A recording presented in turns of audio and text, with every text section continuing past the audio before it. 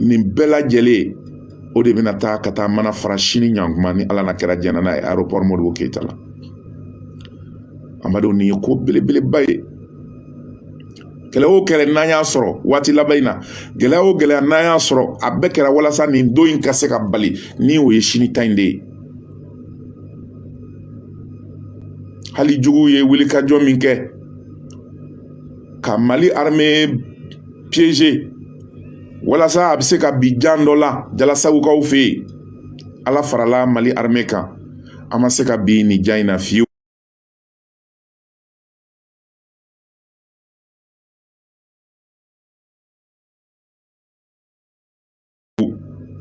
sabula u y'a dɔn k'a fɔ cogoya tɛ armée bolo ka se ka sufɛ kɛlɛ se sɔrɔ sabula avion minnu b'an bolo n'olu bɛ kɛlɛ kɛ sufɛ u bɛ yeli kɛ nka u tɛ yeli kɛ ni faranfasiyali ye u b'a fɔ min ma vision nocturne ɔ sisan kɔni vision nocturne bɛ Mali armée bolo ɔ Jalasagu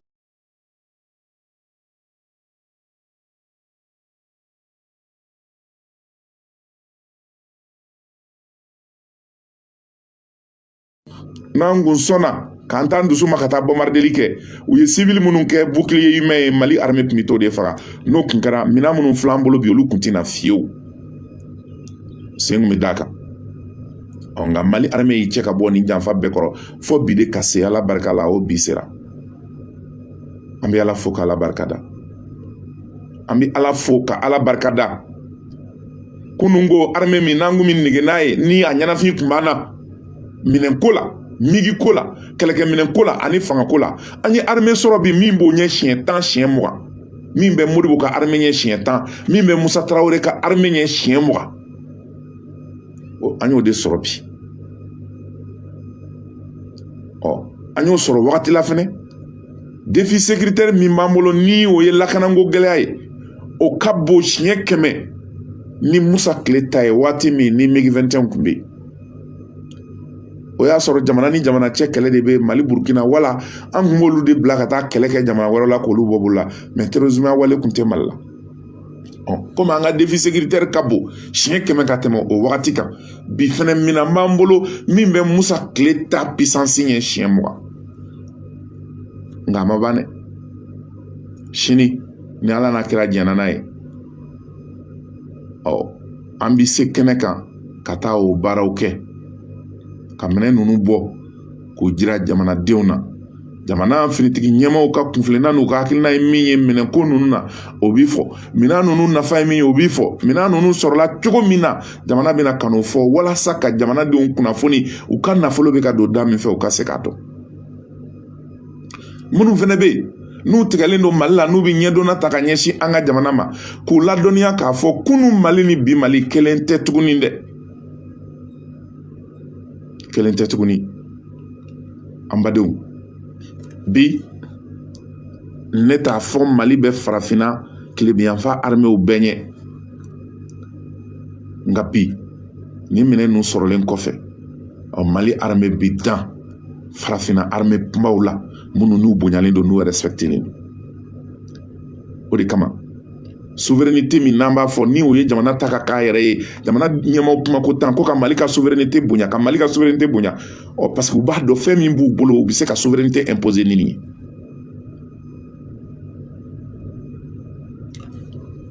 Su-37 avion de chasse kelen pe a kelen pe bɛ se ka jamana kelen wuli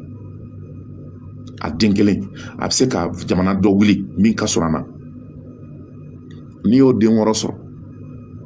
migi kelen pe bɛ se ka jamana kelen wuli k'o den 4 sɔrɔ ka tila ka kaza min bɛ sɔrɔsiw ta ka taa cun yɔrɔ min ka d'u ye ka tila k'o dɔ wɛrɛw sɔrɔ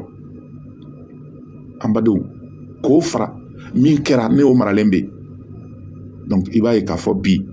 Mali ka flotte aérienne armée a bɛ se avion 30 ani kɔ ma alhamdulillah avion minnu don avion dedenninw tɛ dɛ avion belebelebaw de don parce que i b'a sɔrɔ avion bi dɔ bɛ jamana dɔ bolo wala avion 100 ni kɔ bɛ jamana dɔ bolo mais avion kɔrɔw don puissance an ka kelen puissance b'o ka taa ɲɛ a bɛ fɔ de ma ko force de frappe ani la force de feu fɛn dɔn caman bɛ se ka k'i bolo mais i b'a sɔrɔ dɔ kelen b'a ɲɛ ni 100 bɛ ni 10 bɛ maa min bolo ni wafla biye bora o biye bulu kelenye mais ba ye kɛmɛ biyeni o b'i ka kɛmɛ biyeni ta ɲɛ dɛ donc armée ko bɛ ten cogoya la an bɛ ala fo k'ala barikada ni kunanja min ni a dira Mali ma Asimi Goïta tile la ministre min ye a baara kɛ ka wuli ka jɔ kɛ ni o ye colonel Sadio Kamara ye Asimi min kɛra jamana kanubaga ye nka a ye nafolo bɔ nafolo in ma tiɲɛ sabula i bɛ ka tile la o ye nafolo bɔ nafolo tiɲɛna nka Asimi ye nafolo bɔ maa min sera ka nafolo la baara ka ɲɛ k'a don minɛnw na min bɛ armée nafa an b'o fana fo ni o ye colonel Sadio Kamara ye n'a kun natara ɲankuma fana a taa bɛ so san Dakar ani Côte d'Ivoire wala Faransi wala Canada nka a m'o kɛ tora ka sokurunin kɔnɔ ka jamana armée sɔrɔ la kana ka sɔrɔsiw hinɛ minɛ nafolo min bi bɔ jamana kɔnɔ ka taa don fɛn na fɛn min n'a bɛ armée nafa an badenw o ye faso kanu de o ye faso kanu de ala y'o maa minnu d'a ma an bɛ waso ni olu ye nin colonel ninnu cɛ 5 ninnu ye fɛn minnu kan ka sɛbɛn Mali tariku la u lajanye tɛ dɛ u ye min di Mali ma armée bunakun kan yɛrɛya bunakun kan ni kisi bunakun kan ninnu tɔgɔ kan ka sɛbɛn Mali tariku la k'u photo gulon i ka so a ma haramu k'u photo kɛ i ka guloki kan a ma haramuya parce que o ye fasoden ɲumanya de ye an bi Thomas Sankara guloki don an bi Che Guevara guloki don bi an kan ka colonel 5 guloki don an kana sa an kan ka waso n'u ye hali n'a danna nin dɔrɔn ma hali n'u y'a bila sini sɔgɔma a bilahi ta'ala Mali bɛ min kɔ a y'o sɔrɔ min tora sa o de ye ka dɔ fara nin labɛn kan ko nin t'a bɛɛ ye ko a tɔ bɛ kɔ fɛnɛ min bɛ nin ɲɛ an tɛ an jija an minnu ye jamanadenw ye an ka dɔ fara labɛnw kan min bɛ se k'a to an ka wasa inshallah ala k'a sabati sini an tɛna na jamu kɛnɛ sigi dɛ an bɛ taa ni kɔɲɔmuso ninnu kunbɛn yɔrɔ la n'an ye min sɔrɔ yen araba inshallah an bɛna ka n'o lase aw ma nka sini kɔni ayi kabi sɔgɔma 7h 8h o b'a sɔrɔ an bɛ yen sabu cérémonie ye 9h ye daw fɛnɛ filtrelen don doni ni kɔlɔsiliw bɛ yen sécurité b'a la kosɛbɛ parce que Faransi bɛ k'an provoquer bi n'a y'an provoquer u bɛna ka na bisibasa don nin ko ninnu na o de la an tɛ kuma fo nin minɛn ninnu bɛɛ ka déployer ka se u seyɔrɔw la Mali territoire kan n'o kɛra ni min ye an bɛ n'o ye inshallah kalo 6 ne jigi b'a kan k'a fɔ kɛlɛ in bɛ ban kalo 6 dɔrɔn de tora pour que ka kɛlɛ in ban sabula an bɛna min